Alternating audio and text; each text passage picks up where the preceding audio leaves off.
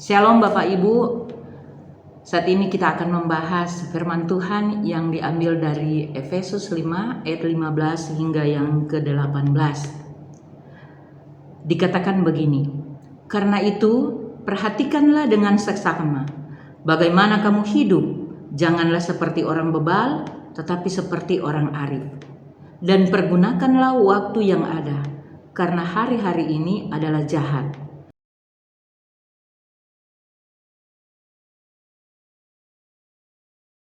Sebab itu, janganlah kamu bodoh, tetapi usahakanlah supaya kamu mengerti kehendak Tuhan. Dan janganlah kamu mabuk oleh anggur, karena anggur menimbulkan hawa nafsu.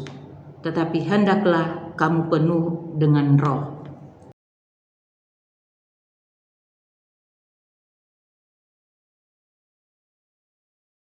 Nah, saudara-saudara yang diberkati oleh Tuhan kita Yesus Kristus, saat ini Rasul Paulus menekankan atau menulis surat kepada jemaat Efesus.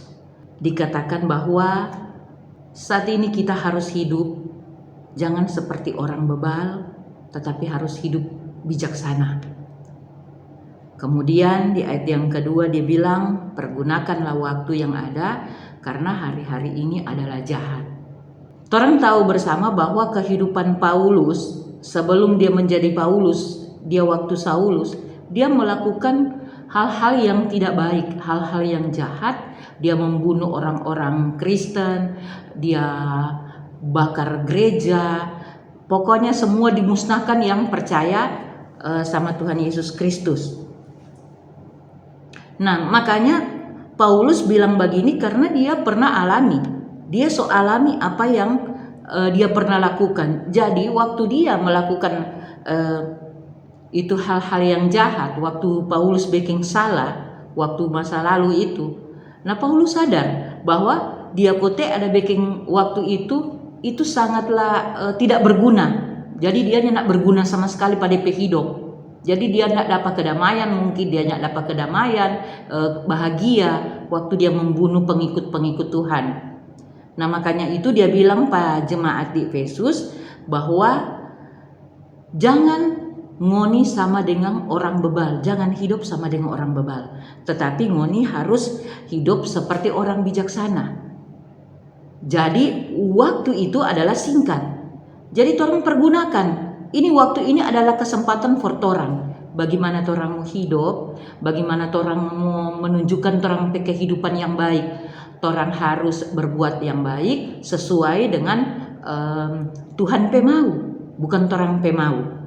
Jadi Paulus mengajak bagi kita bahwa torang pergunakan waktu-waktu yang ada. Jangan torang ada waktu misalnya torang pe waktu ada 6 hari Tuhan bilang, karena hari yang ke-7 adalah harinya Tuhan atau hari Sabat.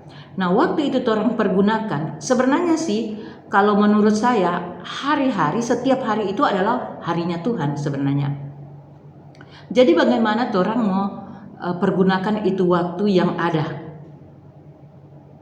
Kalau saya mau bilang, maksudnya kalau di sini menurut kita, orang pergunakan ini waktu isi dengan hal-hal yang baik, hal-hal yang positif, hal-hal yang Tuhan mau, bukan orang mau. Nah Paulus waktu dia berbuat jahat itu, dia ditegur Tuhan, dia dipanggil Tuhan. Kemudian dia bertobat karena dia tahu bahwa dia salah. Nah mulai dari saat itu dia mulai mengabarkan Injil, dia mengikut Tuhan Yesus. Walaupun dia dalam penjara sekalipun, tidak ada masalah dia untuk mengabarkan Injil melalui surat-surat yang dia kirim ke jemaat-jemaat. Nah sekarang bagaimana waktunya torang? Apa torang berbuat baik waktu ada kesempatan? Jangan-jangan torang berbuat hal-hal yang tidak berguna. Misalnya satu hari ini torang cuma habis pergi di mana, bajalang-bajalang, atau torang cuma buang-buang torang pe waktu. Sebenarnya waktu ini torang boleh isi dengan torang boleh mengajarkan kabar baik kepada orang, atau torang boleh mendoakan orang. Nah, kita tahu bersama bahwa kehidupan di Manado itu, bahwa orang-orang khususnya nih bapak-bapak, sebab di ayatnya yang ke-18 dibilang begini, dan janganlah kamu mabuk oleh anggur, karena anggur menimbulkan hawa nafsu, tetapi hendaklah kamu penuh dengan roh. Ini khusus buat bapak-bapak ya.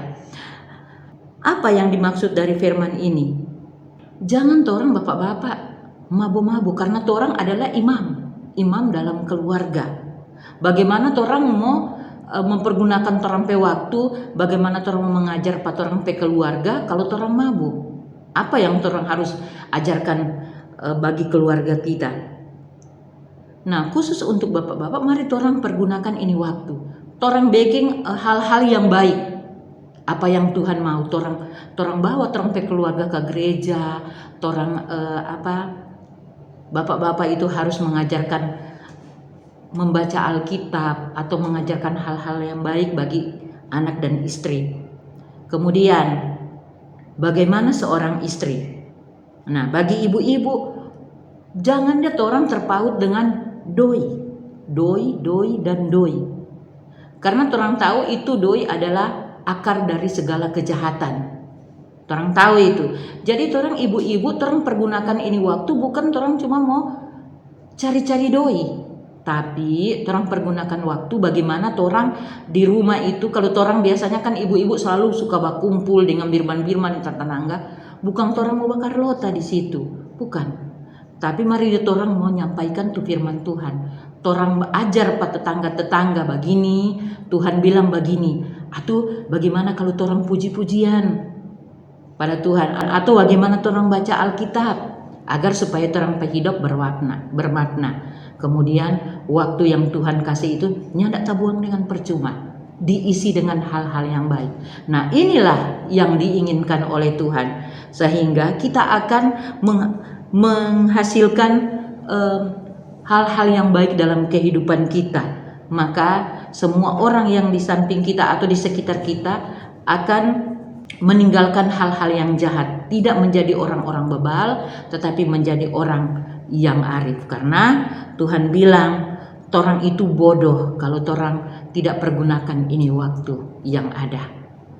Nah, dari kesimpulan dari firman Tuhan ini, mari torang semua ajak itu orang-orang di sekitar torang berkumpul, torang mewartakan firman Tuhan, torang ajar bagaimana torang cara menyenangkan hati Tuhan, sehingga waktu-waktu waktu ketika Tuhan memanggil torang so berbuah melakukan hal-hal yang baik.